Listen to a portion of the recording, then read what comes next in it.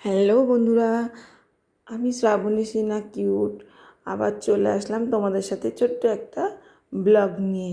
সকাল সকাল দেখো এখানে দুধ চা বানিয়ে নিলাম। তো চা পাতাটা একটু বেশি হয়ে গেছিলো, তো যাই হোক, তো চা বানিয়ে নিলাম সকাল সকাল। আর সকালবেলা এই চা দিয়ে স্টার্ট করলাম আমার ব্লগ দেখানো। চলো দেখতে থাকো। চা আমার হয়ে গেছে, চায়ের সাথে বিস্কুট নিলাম, সাথে একটু ঝুরি ভাজা নিলাম। তো আমার ঝুরি ভাজা আর এই বিস্কুটটা দিয়ে চাটা খেতে খুবই পছন্দ, না হলে অন্যটা ঠিক ভালো লাগে না। তো যাই হোক, খেতে শুরু করলাম। এটা খুবই টেস্ট লাগে চায়ের সাথে ভিজিয়ে ভিজিয়ে খেতে, আমি তো এইভাবেই খাই। তো আর সাথে একটু ঝুরি ভাজা হলে আর কিছুই লাগে না। তারপরে চা খাওয়া হয়ে গেছে। এদিকে বেলার দিকে খানিকক্ষণ পর মেয়ে আবার খেলতে বসেছিল বিছানায়। তো খেলনাবাটিগুলো নিয়ে সেই দোকানে বিক্রি হয় যেরকম মেলাতে, ও ওইভাবেই সাজিয়ে নিয়ে বসেছিল। তা আমিও ওর সাথে একটু পাশে আনন্দ নিলাম, ও একা একা খেলছিল বলে। তো দেখো, ও ওখানে বসে বসে খেলছে, খুব একটা আনন্দ পেয়েছে। ও দেখেছে এরকম মেলাতে বসে। তো যাই হোক, ও ওগুলো খেলছিল, দিয়ে আমি আবার রান্নাঘরে চলে আসলাম।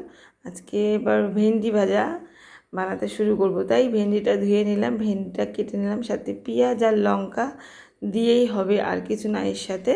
তো ওদিকে ডাল বসানো, ভেন্ডিটা দিকে পেঁয়াজ লঙ্কাটা একটু ভাজা করে নিলাম, দিয়ে এদিকে ভেন্ডি বসিয়ে দিলাম, দিয়ে নুন হলুদ আর একটু হালকা করে নুন হলুদ দিলাম। দেওয়ার পরে দেখো হয়ে গেল আমার রান্না। এদিকে ডাল, এদিকে ভেন্ডি ভাজা, আর সাথে ডিম ভাজাও হয়েছিল, ওটা খাওয়ার সময় ভেজেছিলাম আর দেখানো হয়নি।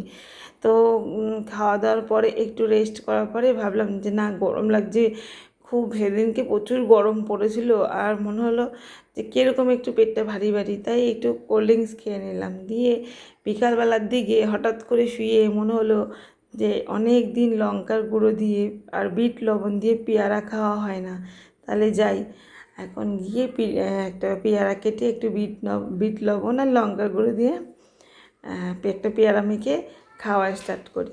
তাই ওই যে দেখো, এদিকে বিট লবণ আর লঙ্কার গুঁড়ো ভালো করে দিয়ে এটাকে মাখিয়ে নিয়ে খাওয়া স্টার্ট করলাম। এটা কিন্তু বিকালের দিকে। যাই হোক, খাওয়া দাওয়া করে আস্তে আস্তে রেডি হলাম।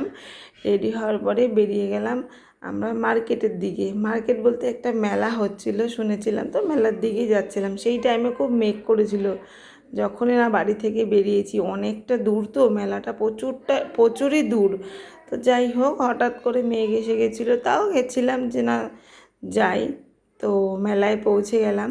এখানে মেলাটা কিন্তু প্রচুর ভিড় হয়েছিল, প্রচুর ভিড়। তো যাই হোক, আমরা তো একটু তাড়াতাড়ি চলে গেছিলাম বলে তো অতটা লোকজন হয়নি, কিন্তু তাও দেখতে পেয়েছো প্রচুর লোক হয়েছিল। তো মেলাটা ভালোই লাগলো ঘুরতে। মেলায় গিয়ে কোনো জিনিস খেতে পারিনি, মানে সেই টাইমে কোনো খাওয়ার ইচ্ছাই করেনি।